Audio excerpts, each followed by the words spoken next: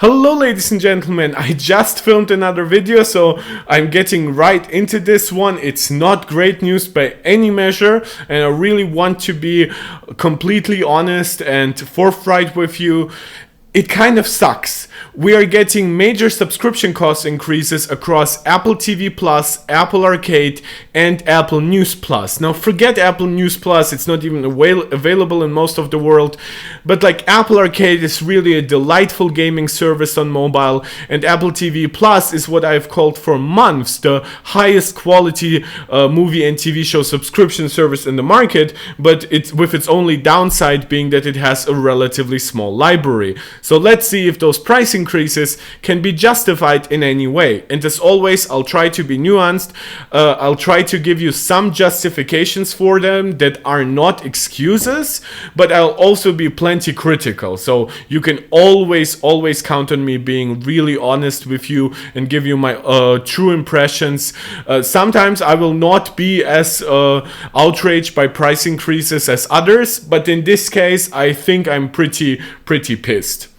So what exactly are the price changes? Well, it starts with Apple TV Plus that goes up from $6.99, which already was a price increase of over $4.99, which it was originally, to now $9.99. Now, Apple TV Plus makes the most sense to me, even though the increase in like raw numbers is like pretty small, like $3. Percentage-wise, that's kind of a kick in the teeth. That's really not something you want to see. Now, the reason why I say at least Apple TV Plus makes some sense is because obviously of the writer's strike and the SAG-AFTRA Actors Guild strike. There is a chance that the major studios and the major subscription services will have to pay a lot more money. Now, they already have to pay more money to writers. They are still in negotiations with the Actors Guild. So this might be proactively going against that. So basically, it seems like most studios and most subscription services are coming to terms that they will have to pay a lot more. But obviously, in order to protect their revenue and their profits, they have to increase prices. Again, they don't really have to, but again, to appease shareholders, then they kind of do. Apple Arcade is going up from $4.99 to $6.99, which is actually the exact price increase that Apple TV Plus got a while ago. Again, $2 more does not sound too big, but that's like a 40% price increase, so that hurts a lot. And Apple News Plus is now $12.99, which again, we don't care about Apple News Plus here, but it is a weird service. I cannot speak to its quality because I don't live in a region where it exists. From everything that I hear, it definitely does not sound like it would be worth $12.99. Now, Apple does not just have individual subscription service. For example, I am a long-term Apple One subscriber at this point. In fact, I subscribe to Apple One Premier, and this one is getting a big cost increase. My God. So the Apple One individual bundle is priced at $20. Apple One family cost is now $26, and Premier now costs $38. It really sucks. Just for context, this was previously $16.95, this was $22.95, and this was $32.95. So this is obviously the largest individual increase, but with $5 more. But percentage wise, it's actually not as bad as some of the other increases. I just like, it sucks to me, right? And it has to suck for you because like inflation has really been eating into a lot of people's savings. I know governments have largely helped people to a degree cover many costs. I know employers have rather unwillingly, but they still have offered higher wages for the most part. But we're getting back to like cable pricing, right? It's so weird here. It's like Apple TV Plus at $10, Netflix will be $23, Disney Plus is like 12 or 13 bucks these days. Then you have like your HBO services and stuff like that. It really comes down to a lot.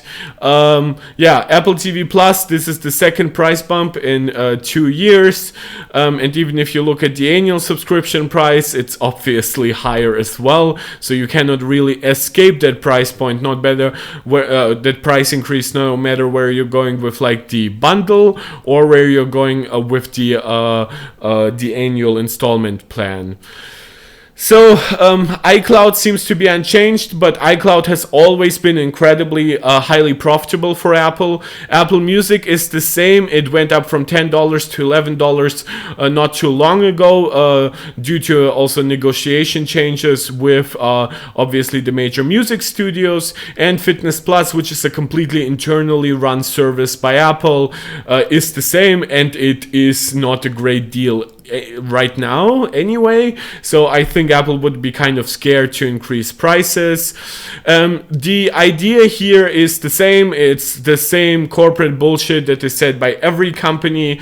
Again, for example, when PlayStation recently increased their pricing, I have said that to me that was kind of expected, given that the $60 annual pricing for PS Plus Essential was like kind of almost a grandfathered in price at that point, so it was kind of overdue for a price increase. I've said that the price increase to $80 was kind of bad. Here it seems to be a little weirder because Apple's profit margins are so high.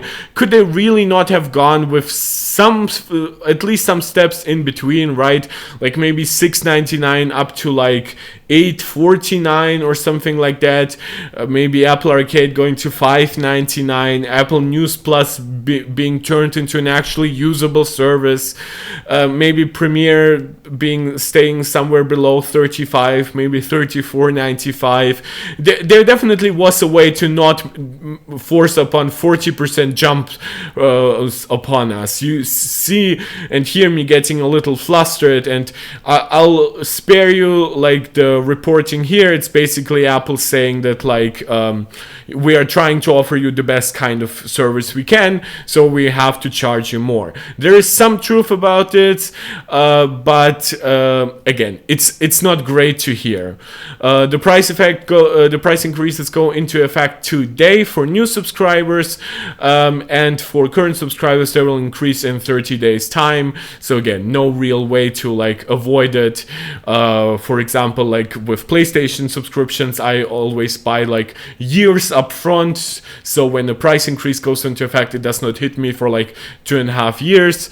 With this, it's not really possible, unfortunately. Yeah, I wanted to cover this. There's not that much that I can say except for getting flustered and like Bernie Sanders screaming about greedy millionaires and billionaires. I have given you the most nuance I can by mentioning stuff like the writers and the actors strike that are contributing to higher cost to like movie and TV show production. But it still sucks, right? At least iCloud has not gone up, but iCloud was never that great of a deal, dollar per storage anyway. And Apple News Plus, I don't know. Please let me know in the comments, or if you follow me on Twitter, if you live in a region that actually has Apple News Plus, how does it work for you? A 30% price increase, I think, definitely will make a lot of you reconsider keeping it. If anyone has a standalone News Plus subscription. I know most people have it because they have like one of the bundles that supports it, but that's neither here nor there. Not so great news. I kind of understand why Apple decided to post it now, because at least it's not a Friday, right, which usually companies try to bury some bad news on like Friday evenings or something like that, knowing that they will not get much coverage on the weekends. But I think right now Apple is just using the hype for the upcoming scary fast Apple event, and they're trying to hide this underneath all the iMac and MacBook Pro discussions. Kind of sucks, but I do obviously want to inform you guys of everything going on at Apple, and obviously as much in the world of technology as possible. I'm still feeling a little sick, so this is the most content I can produce today. Again, I already pre-recorded the video. Thank you so much again for the subscriber growth over the last couple of weeks. I'm really looking forward to meeting and interacting with you guys during next week's event.